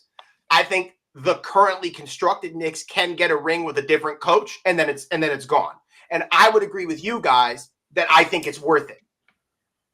I haven't seen the Knicks win a championship in my lifetime. Nope, me neither. Yep, that's the only one. That's the only team that I have not been to the Canyon Heroes for. That's the Knickerbockers. But for the Rangers, Giants, and the Yankees, of course, man. But let me get my spoiled by the Yankees. But we're not spoiled by the Yankees, man. Let me get my my team before we get out of here. In the East, Cleveland has been playing so well, man. So, and I'm with you, D-Doug. Boston, what you got to do to get spirited? I don't know. I like Milwaukee to probably do some damage on how they're playing. And that trade, like I said, sending Middleton and getting Kuzma to them, I think that was important for them. We just talked about the Knicks. If my main man doesn't change his ways, man, we'll be out again. But that's what I'm liking in the East. In the West, I'm liking Denver again. Denver has been on fire. Looks like they got their mojo back. And like you said, Murray's been playing good. And Jokic is Jokic doing his things. Ryan, you don't think your Rockets? No. Not saying they can. Not saying that you don't think they can go to the conference final. No. It's still immature. But go ahead, Brian. Right. I mean, we have like 7 guys in the rotation who is 23 and younger. Yeah. It's going. I mean, again, I'm ecstatic for where they are right now because I thought they were going to be, 8. They're so ahead of schedule. Exactly, they're ahead of the curve. Right. So and we saw it in the last couple of games where, with Fred VanVleet being out, I was ready to turn the page on Fred, and then when he went out, I'm like, nah, man, he's like the only adult in the room. Yeah, he got a bunch of kids in there. Not saying that they're misbehaving or anything. No, like that. not disrespectfully. We get you. He calms everybody's down. He's a champion. He's a point guard. He has a great assist to turnover ratio. He plays defense. So he keeps them settled. But me and you had that conversation, right? When that game against Brooklyn, and it was a bonehead play. It was something that they didn't need to do. Yeah, and that's what we was like, They were up by what? 4 points with they were up by 6 points with like 4 seconds with like 4 points, like 6 seconds left. Yeah, something to that fact. Yeah, like and they really did the same thing the Knicks almost did against the Knicks almost blew it. Against Atlanta. Yeah. So they're way ahead of schedule, like Jared said. We're in a good spot. We own all of Phoenix's picks, so we're holding out for Booker. That's who they want. They won't touch that core 7 of young guys unless it's Devin Booker. They're right there, man. They're right there. The great coaching. They changed the culture. I love the coach. I love your coach. So they play hard, but it's hard to play hard that style every game. Every night, yeah. And they without Van Vliet in there, they lost Jabari Smith for like 8 weeks. So he's coming back on Friday against Minnesota. So we'll see what happens. But they're a year or two away from really contending. We're not contenders. Gotcha. Yeah, I'm looking at probably Denver and OKC in the conference finals. That's what I'm looking at. OKC, they got my main man SGA doing this thing, and I like how they built that team out there in Oklahoma City. Yeah. Man. So shout out Sam Presti. Yeah, Sam Presti definitely doing this thing, man. Good GM. Yep. Yeah, but I have a feeling. I have a feeling that the Thunder are one superstar away from putting that all together. That's a good point. It's nice to have all those picks and everything and all that nucleus or whatever. But I think if they can get a Giannis or somebody of that caliber over there that plays opposite of how SGA plays, I think they will be a true number one. They're number one, but they're not a scary number one. The difference between a regular season number one and a team that gives you that, they might get punked in the conference finals. Number one. We saw it last year. Right. We saw it last year when Dallas Dallas kind of, Yeah, definitely. We'll answer this last question, then we'll get out of here. Mike Bristol. Shout out to everybody in the comments. Dan. Who else was in the comments? The DA was in here. A couple other people was in here. Shout out to y'all. Thank y'all so much for chiming in. What does Durant go do next year? What is he doing next year, Jared? Your thoughts on KD? I hate that I have to answer this. I'm sorry. He goes somewhere. No, I'm not dumb. I don't mean about you. No, I'm messing with Kevin Durant will go somewhere where he will score in the high 20s every game, and it won't matter. Just like it doesn't matter now. Yeah. Sorry. Yeah. Sorry for any KD fans in the room. I just don't. I think KD is pretty much satisfied with his career. He plays complacent, and I don't mean that in a bad way. Do you? He just balls and goes home.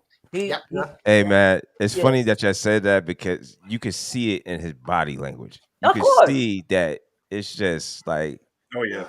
I'm just, Bro, he's no like urgency with him. He's Like, not even mad anymore. He's not even mad that they're like out of the play out of the playoffs right now. He's just going through the motions. Going through the motions. You can see it. And people act like, if you well, I guess in my field, you can see body language and you could tell. Yes. Yeah. And if you're a coach, you can even see it too. I mean, anybody who watches their team and watches the game, you can see that he's just doesn't care.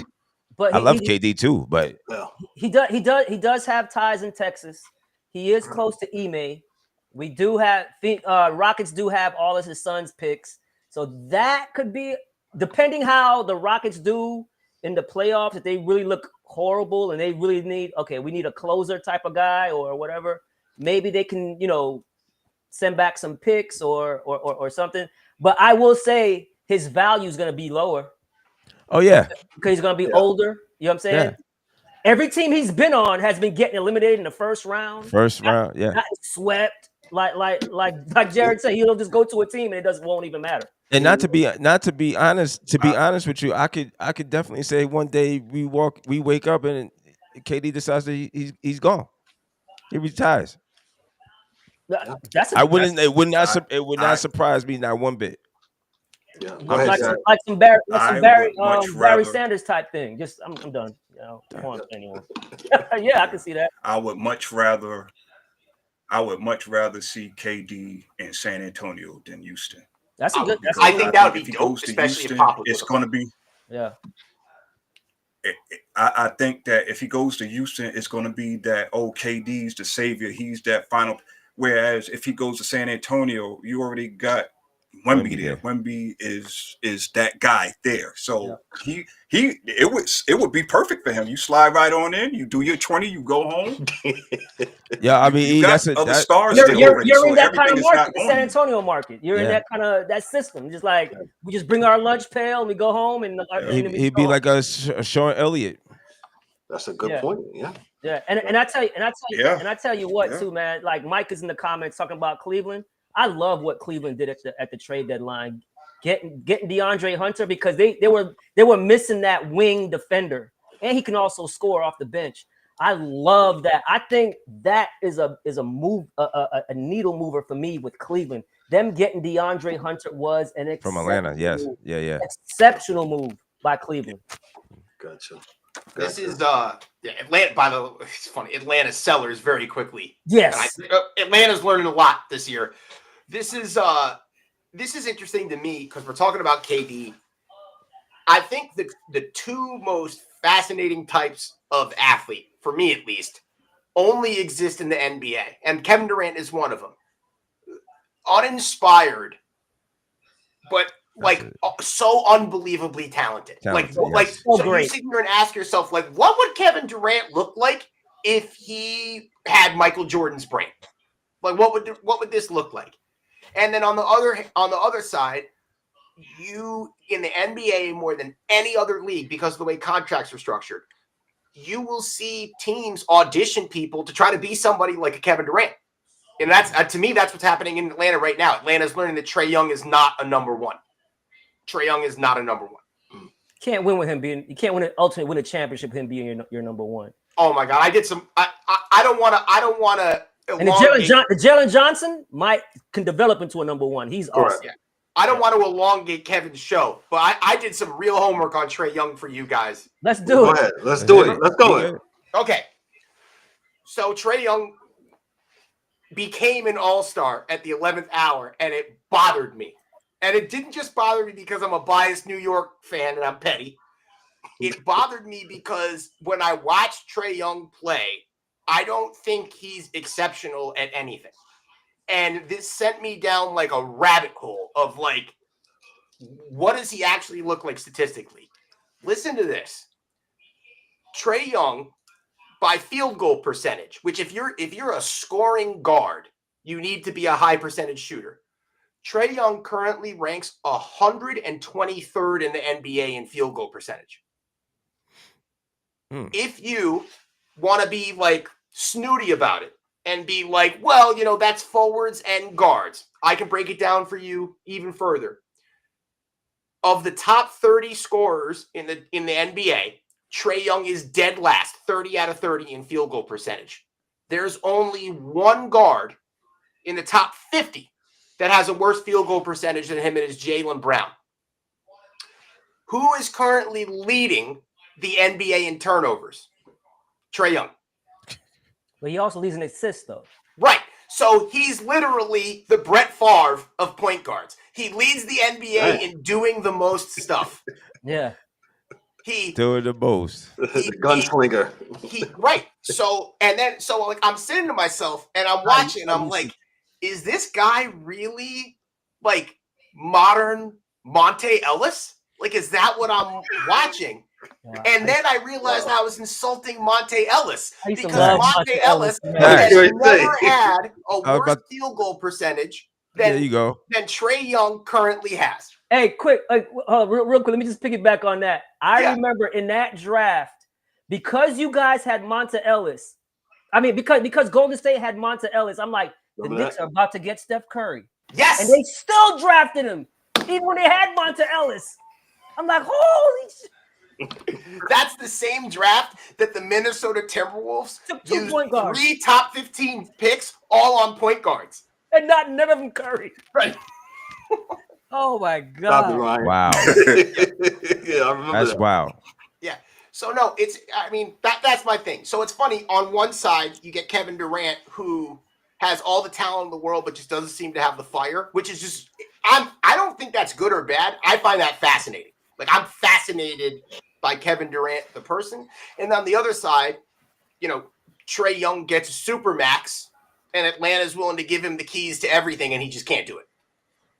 No. Well, on this show, we said that's your bad for doing that. Yeah. Yep. That's they bad. Atlanta's bad for doing that, and and some of these franchises they on this show sometimes we call them trash organizations because they don't, I guess, do their homework, or they just give people who's not deserving. Well, I don't even know if it's deserving, man, but it's not good for their franchise, so to speak. And this is what we got, man. This is what we got. Listen, man, this has been such a great show, man. We talked NBA for a good 90+ minutes, man, and we're all still here, man. And I didn't black out my screen at one time because of any content that was being said. So this was great. Great conversation, fellas. This was awesome. This was pretty good, man. This was leading off our Sports Chasers Rewind weekend shows where we'll come on Mondays. We'll talk about things, sort of kind of like this, where we rewind the weekend and how we rewound All-Star Weekend, and we talked about the contenders and pretenders in the NBA that's coming up, man. But we'll do some parting shots, man. I'll start off. Go ahead, D-Dubs. You have something? Hey, I just want to say, what's that? March Madness is right around the corner. Did the TV deals get straightened out yet? Has that? Yes. YouTube and whatchamacallit did fix their little contractual thing. Okay, so we're gonna be able to see March Madness basketball. March Madness. I don't know, Jared. Is MSG still locked out of whatchamacallit up there? Yeah, I still can't get MSG. I can pay $33 a month to get an app for MSG, and in principle, I won't do it.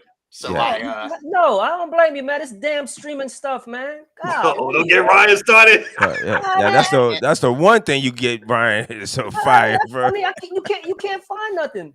Listen, I think I'm the only person in America that still has my cable box. I'm paying almost for my cable and my internet. I'm paying almost $250 just so I don't have to stream. You're not the only one. You know what, though? I really respect that because at one time it made sense to go the streaming way, but they bamboozled us, man. Yeah, billionaires are going to billionaire. That's what I've learned. Yeah, that's a fact. That's a fact. They sure are. They're trying to get rid of all the cable. Jared, my promotion ended. I tried calling back. I'm like, hey man, I'm just gonna cancel. I don't want this anymore. Okay. I'm like, what? No. They called you your bluff. It didn't used to work like that. It You worked. used to really need me. Oh my God, they would give me $100 off the bill just to stay with them. I'm like, wait, you're not gonna give me a discount? Like, nah, yeah, we don't do that no more, man. We're trying to get rid of people who have cable. I'm like, oh Lord. Do you remember, Ryan? Do you remember when you used to call them to cancel and they'd put you on hold like you were at a car dealership? Yeah. And they had to go talk to the manager. Oh yeah. Yeah. Oh yeah. Oh my goodness. Listen, Yeah.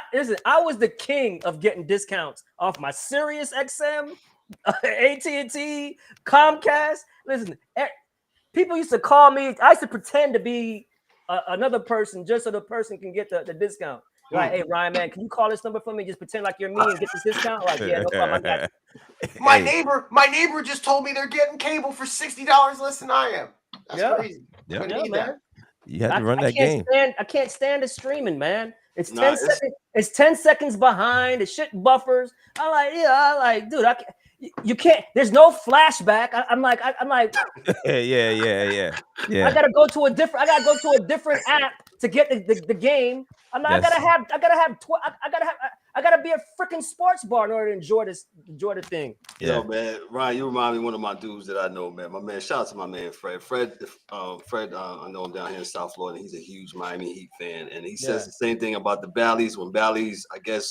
Oh yeah. Yeah, and they just screwing over Heat fans and I guess Panther fans down here too with what's going on with that. And they want you to subscribe, like you said, Jared. Now MSG, hey. You can't get it with them. Hey, subscribe to our thing and you'll get every Knick game, man. Come on, get out of here. I'll listen to the radio and go back to the days when Marv Albert used to say from going from my left or right on my radio screen from the 7th Avenue end to the 8th Avenue end. The Knicks are defending this part of the basket. That's what I don't. And by the way, I don't need to know I don't need to watch the Knicks every regular season game to know what happened, right? Mm-hmm. 8 people played. They all played too much, and the Knicks barely won. And we'll see you Boom. Oh, man. Yo, give it up for our guest tonight, man. Yeah. Our special guest, man. For Coach Jared Zeidman, man. Jared. Friend of the Pleasure, show, bro. buddy of mine, man. And Jared, this has been way too long, man, that you haven't been here, man. So we actually gonna have you back, man. Awesome. We're gonna give you some words here in a second. Let's get some party shots. Let's start with the Envy one. Envy one, what you got for us, bro? Yo, man, great show. As always.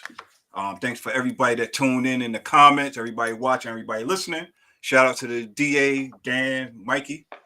Shout out to Jared. Appreciate you, man, for coming through. Absolutely. And I ain't got nothing too heavy, man. Everybody, y'all be safe out there, depending on what region of the land that you living at, man. With storms and fires and everything, rocks falling from the sky. Y'all be safe out there, man. Help out your fellow man, woman, and child. Doesn't cost you a thing. Yeah, they got rocks and stuff falling somewhere. It's somewhere. I don't know where, but it's something happening. Yeah. Crazy. What you got for us, D-Dubs? I ain't got nothing heavy, man. Just another great show. Appreciate Jared from coming through, talking that good NBA. Of course, my main man Ryan always talking that NBA. Cause thank God for somebody talking about it, because I don't know if I got it in me, but I'm gonna stay committed to the grind. So but good show. Excuse me, as always. Appreciate And no Mike Bristol, no show from Aruba. Sorry,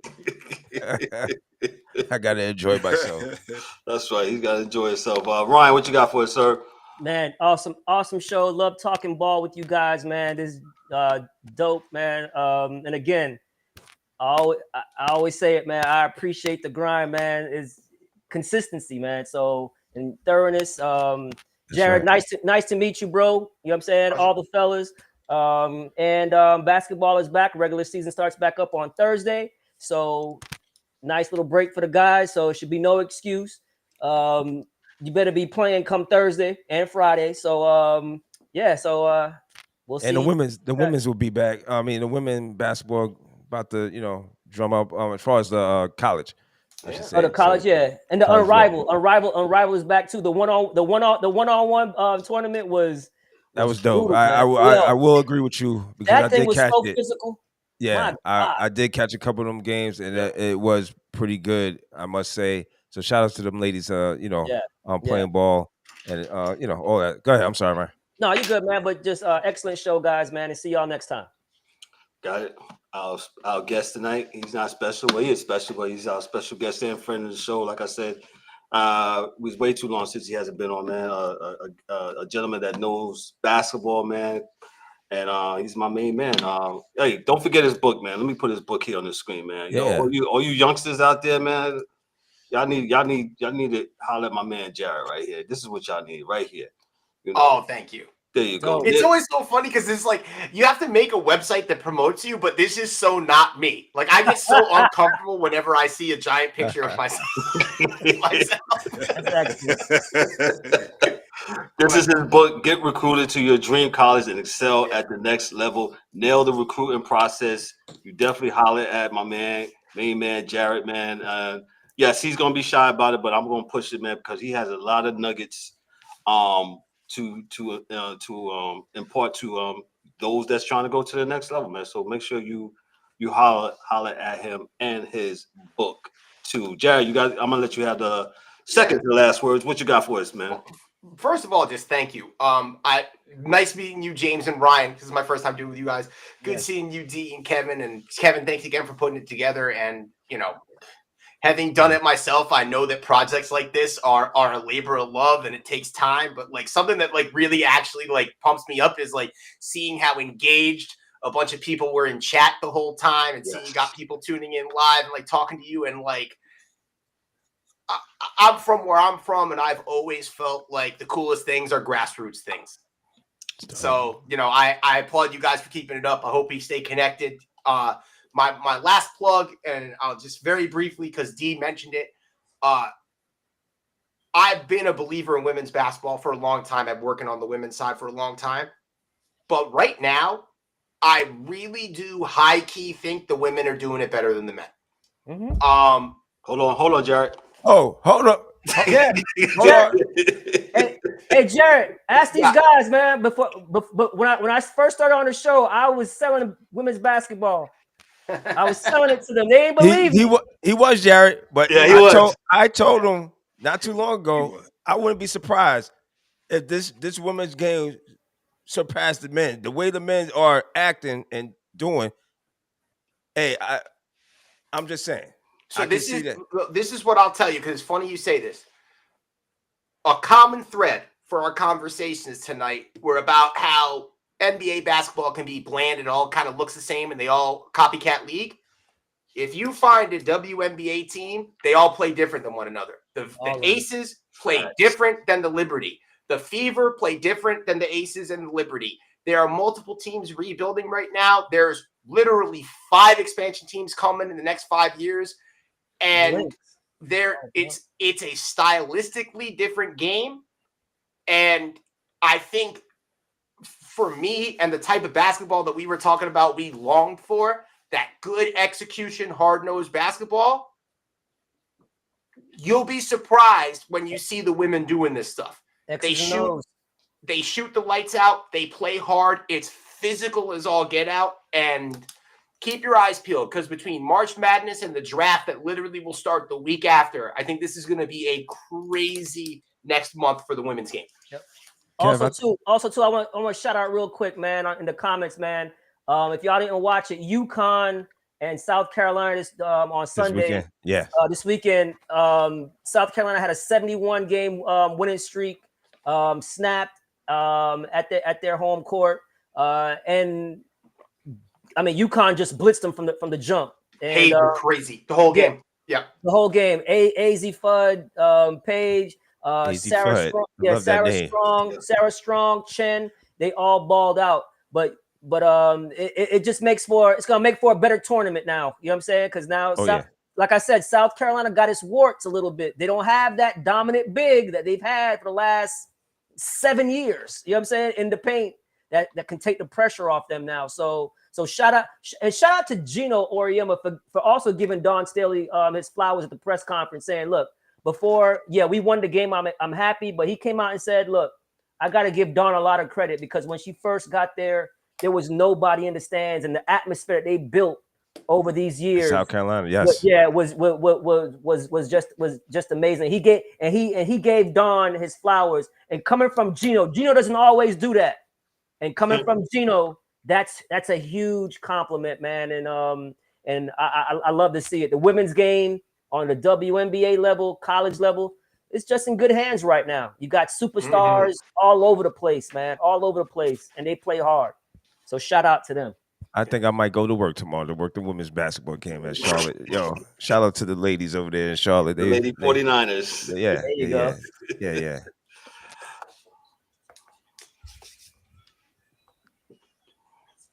Kev, you good? Kev, you all right? No, I'm good. I'm just telling you how good the whatchamacallit was. That's Oh, no, you were saying that. I was, I saw a hand gesture and I was I thought you had a John McCain moment. I was like, what not John McCain. He doing that Jalen Hurts. What's the other dude? I thought he was playing in the audible. Yeah. Doing the Jalen Hurts. What's the matter with this guy? You all right over there? Yeah, I'm good, man. I'm good. Okay. Since I've done anything live, so I saw Kevin with the gesture. I was like, I will say nothing. He hit me with the hand. I thought he was doing a ventriloquist. Yeah, I was like, what's up with you? Sorry, I played Mike Green. That's what I should have said. Hey, we had a great show. Then I'm gonna do it now. Hey, we got a great show. How about that? Oh, okay, Bang. good. Gotcha. Double bang. Yeah. Shout out to Mike Green, man. Great show tonight, man. Great show. Great show. We talked about the NBA, some college, some the ladies basketball, WNBA, man. And man, I was happy to do it. Like I said, Jared, we're not going to let this be so long that you have to be on the show, man. So we're going to absolutely get you back, man. And like I said, make sure y'all check out his Nail the Recruiting Process, man. But I'm not going to belabor the point, man. Had a great show, man. Miss Mike, Miss DA, Miss also Dan. Well, Dan is in the comments, man. Shout out to Dan, man. I know he's locked into the Four Nations tournament. The hockey dude is. So USA is what he said. USA and believe what he said the other day. USA is playing, not the other day. Canada. USA is and Canada is playing the championship. Are they playing the championship? No. I thought the championship was Thursday. No, the championship is Thursday. Yeah. Well, he's in the comments. Well, you know what? The USA is playing. That's all we know, man. Listen, before I make any more mistakes, we're going to get on out of here. On behalf of myself, I'm Kevin O. Warren, your host and moderator, for Ryan D'Souza, for Daryl D-Dubs Warren, for James the Angry One Warren, also for Mike, and for the DA and for Dan the Hockey Dude, who was in the comments tonight, and our special guest tonight, friend of the show, Jared Zeidman, Coach Jared Zeidman, man. Yo, this is the Sports Chasers podcast. Y'all be good. Y'all be blessed, man. Yo, we'll holler at you. We'll see you on Thursday. Peace. That's a wrap for today's episode of the Sports Chasers podcast. Don't forget to subscribe on YouTube and your favorite podcast platforms, and connect with us on all social media channels for exclusive content and updates. We'd also love for you to join the conversation, share your thoughts, and become part of the Sports Chasers community. And remember to tune in next time for some more real sports talk. Until then, stay frosty.